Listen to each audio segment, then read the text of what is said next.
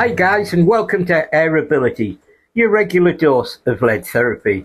I'm in the shed this morning. It is absolutely hammering down outside, and it's probably the best time to discuss the new world Benchrest rules. Now, there's a lot of talk about this new rule in the forums at the moment, and I thought I would, it would be a great opportunity for me to explain my understanding of the rule. Guys, please don't take my word for it. Make sure you read and understand all of the rules yourself. After doing so, if you've got any further questions, Benchrest UK will happily answer them for you if you either join their Facebook group or drop them an email. The link is in the description to this video. There is also a link to the Benchrest UK website and the rules in full. And also we'll have a look at the advantages and the disadvantages of shooting from a bipod. We'll also look at, take some time, and I'll talk you through why I'm shooting from the bipod, about my experience and what I'm thinking about it, and how comfortable it is, etc., and how accurate it is. And then I will actually get my old friend, my Coaxial rest out, and I'll do some shooting with that and explain the differences. So hopefully you guys can make an informed decision if you want to move forward. Please understand that my understanding of bipod shooting will evolve because I'm new to it, because this is a new rule in World Rules Benchrest. It applies to the light rifle and heavy rifle classes, as the unlimited rifle class can use a bipod anyway. Now, also, a few things you need to remember. The bipod weight does not affect your rifle. So for light rifle class, your rifle still has to weigh under 10.5 pounds without the bipod attached. So your rifle will be weighed separately. And then you're allowed to add a bipod with a maximum weight of 800 grams, and that too will be weighed separately. So there you go. That is the basic rule. There is another rule that your bipod must be static and non-adjustable whilst you're shooting, that is. If it's got a joystick or like a left to right motion with a knob or something that you're going to use while you are shooting, so it moves in an equivalent way that a standard rest would, that will be classed as a Benchrest. And because it's attached to the rifle, it will be weighed with the rifle. So the choice is yours, but really, in essence, you need a static bipod that you adjust when you come to the bench so it's the right height, and then leave it while you shoot. The bipod must be 800 grams or under, and just fit it to your standard Benchrest rifle. So hopefully that's made it quite clear and easy for people to follow. So a few things that jump out at me when you are shooting on a bipod is that there is no movement at this end. So traditional Benchrest shooting, we move the joystick or twiddle the knobs, and the whole front end of the gun moves around the target from bull to bull when we're shooting. This is static, so all the movement has to come from the back end. Now that means a traditional Benchrest bag, those big ones with wings on, that don't move, that are made to be static, is not going to be fluid enough to move around the desk, around the bench. Even these slight movements that we need, we need up and down movement, and we need horizontal movement. And that, I can't see how that's going to be achievable with a standard Benchrest bag. So what I've done here is I've just got a little squeezy bag here, and it's just a leather bag full of stuff, and it's squeezable. So what I do is you can see, I know this stock may not be 100% Benchrest legal at the moment, but we can live with it for the purpose of this video, and we can just see how we would operate. I would actually put a straight angled bag rider in here if I was shooting in a competition. So what you do is you put this little bag underneath, and because the stock is angled, you push it in if you want the front end of the gun to go down, you push it, you pull it out if you want the front end of the gun to go up, and just little movements, tiny little movements, give you a surprising amount of movement on the target. Also, if you really want to nuance your shot, you can just add a little bit of squeeze on the bag here, and that will give you that little nuance onto the target. Now, what I will say is that I found you need a kind of non-slip bottom on this bag. I've got the furry side of Velcro on here, which gives me it adheres enough so it doesn't move during the shot, but it enables me to move it around in between shots without getting that kind of like sticky silicon mat situation. So there's the basics. The front remains static. All the movement is going to come from the back. What I would say is, as well, there's going to be more involvement with you and the rifle touching it, because you're holding it, you're moving it, whereas on the standard Benchrest rig, you just tend to set it up and barely touch the rifle as little as possible. So why don't we have a go with the bipod and see how I shoot, and I'll talk you through as I do it, and then I'll have a go with the coaxial rest and talk you through that to see what I feel are the differences. So right guys, I'm set up at the rifle now, and I'm going to show you how I've been shooting with a back bag even, and a bipod.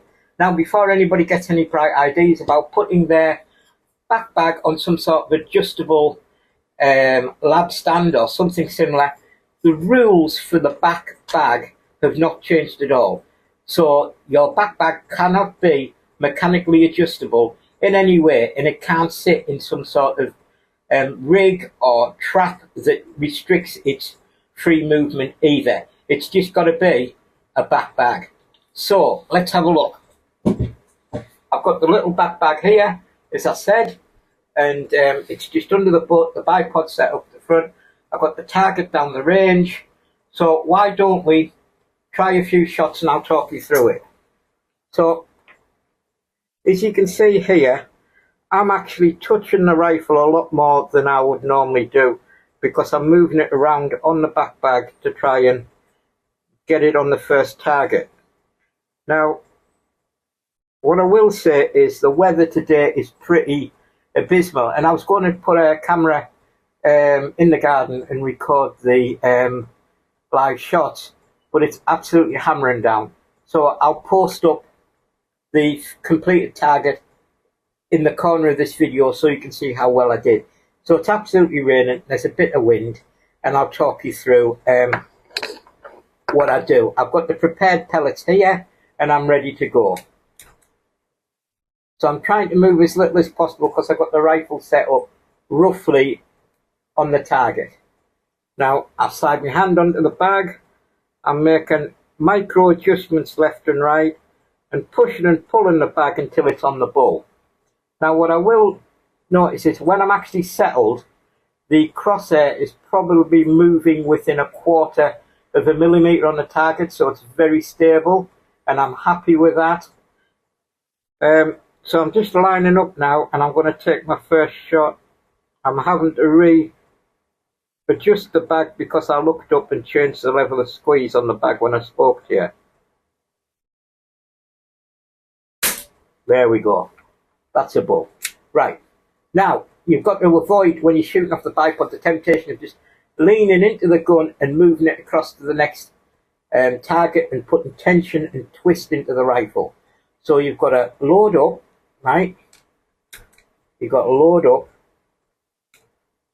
And then you've got to move your bag across to the next target, adjust the height, and then try to make sure you're floating the rifle as much as possible, controlling the height by squeezing the bag and not forcing it into the bag, creating some sort of distortion in the gun with your cheek.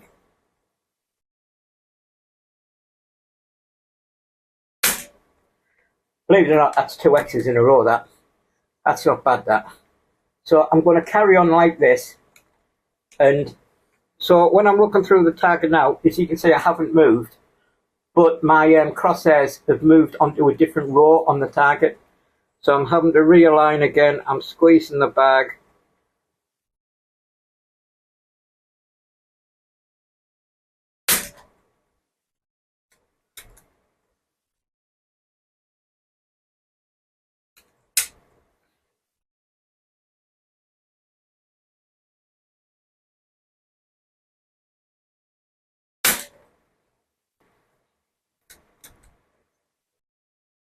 Well, the weather's really hammering. I don't know if you can hear that on the shed with my, you know, there's noise reduction on the microphone, ambient noise reduction. Sometimes it doesn't pick up the rain, but it's absolutely hammering.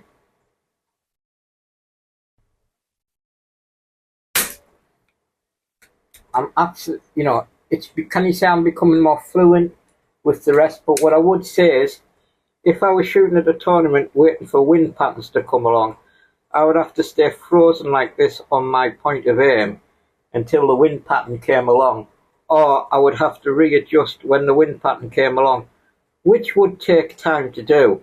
And half a second when you're shooting, when the wind's changing all the time, makes a big difference. So this could be actually a disadvantage of bipod shooting when you're making those fine real-time adjustments for the wind. It's going to be harder on a bag than with a joystick.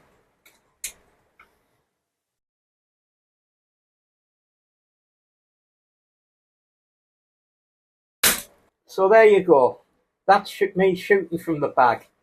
It's comfortable. It takes a little more time to make the adjustments. But in all, I think you could shoot at the same level of accuracy as you could from a rig if you taught yourself how to use the different attributes of bag and bipod shooting to that of a rig. I'm happy to shoot either way, but I personally think at the moment shooting from a rig, you know, still gives me, you know, that marginal gain that you're always looking for in Benchrest. Just a couple of quick points. Your bipod must have rubber feet or skids. No spikes are allowed, as these impede recoil, and they are definitely not allowed. Also, if your bipod has an adapter to enable it to fit to your rifle, the adapter is weighed with the bipod. Right guys, I'm joined here with the original Tangerine Dream, the event winner, newly serviced by Simon Howarth, and I'm very appreciative of that. So why am I shooting Tangerine Dream and not the Chiappa as I did earlier in the video? Well, I'll tell you why. It's because of the stocks, really. So I could not shoot Tangerine Dream with a squeezy back bag because it's got a flat linear bottom to the stock. There wasn't enough squeeze in the bag to do a whole card, because I couldn't push the bag into the angle of the stock to make the you know, the barrel go up and down. And vice versa with using a traditional coaxial rest or a rig, is because the angle butt didn't fit in my custom bag, which is made for this gun. So I've had to use my full Benchrest setup to demonstrate how to use the coaxial rest and the benefits of it. First of all, this feels like an old friend. You know, I use this phrase a lot. I feel like I'm in my living room. You know what I mean? It's comfy. The hours I've spent behind this. So, you know, when I talk about shooting from a bipod, you know, I haven't even done 1% of the hours that I've done behind this as I've done behind a bipod. You know what I mean? So anyway, let's have a look. I'm loaded up. I haven't aimed on a particular target. I'm now on target number 1. That was very quickly acquired. I'm just sat here, and there's about the same level of shake, about 1/4 of a millimetre when I place the reticle in the middle of the bull. And that probably comes from my picnic table that I used to shoot from, and maybe even the floor of the shed may contribute to that as well. So that seems to be a constant when I'm shooting here.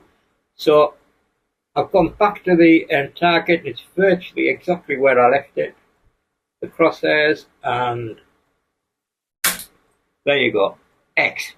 Now, that was really quick, and it's very easy to acquire your target. So say the wind pattern changes and I need to move my gun to another point of aim on the target, it's pretty much within a second or half a second to reacquire the required point of aim for the wind condition. And as you can see here, I'm just sat plinking away, and you shouldn't really shoot at this speed, but what I'm trying to show is I'm getting all bulls shooting at this speed and how quick and fluid using a joystick is. Now, you could become better using the backpack with practice, but I think when it comes to pinpoint quick accuracy, it's going to be hard to beat this sort of, speed and precision. And also, when I come back to the gun, I'm talking to you in between shots, and because you can't really see it very well. I'm hardly touching the rifle, and it's pretty much floating. And when I come back to the shot, the rifle hasn't moved, so I know exactly where I'm at.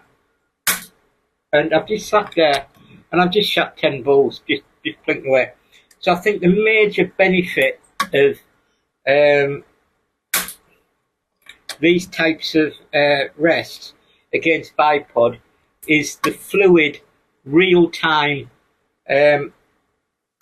target acquisition and adjustment that you can do. That's why you're paying £1,000 plus for a Benchrest rig, which is up to 10 times more than the cost of a bipod. Because in the long run, you're going to win, hands down, with a Benchrest rig, in my opinion, at the speed you can acquire things. Right, so I've just done 15 bulls there.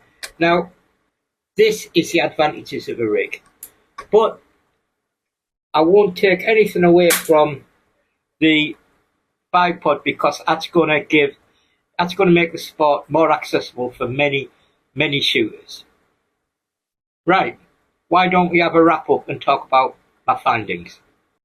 Well guys, I hope you found those demonstrations useful, and I think they showed that either by using a bipod or a traditional Benchrest rig, you can shoot at a very high degree of accuracy and be competitive. I also think the introduction of bipods into world rules will make the whole sport more accessible for a lot more people at a more reasonable and sensible budget too. Now your bipod is weighed separately, and that is in addition to the 1.5 pounds that you can use for your rifle when shooting light rifle class. So this is a really good, just amendment to the rules to make things really clear that your bipod does not count towards the weight of your rifle. And remember, that is for a static bipod. If your bipod has any movement that essentially makes it into a normal Benchrest rig that is affixed to your gun, then that will be weighed with your rifle, and that's to stop you cheating. Also, don't try and be a smarty pants and put a bipod on your rifle to add 800 extra grams and then use a Benchrest rig. Tournament officials are not going to let that wash. So anyway, I thought the whole thing was a benefit to me, learning the differences between, shooting from a backpack and a bipod and using the traditional Benchrest rig. For me, I'm going to stick with my Benchrest rig because, as I said before, that's my living room and I'm used to it. But anyway, guys, until next time, get out there, live the airgun dream,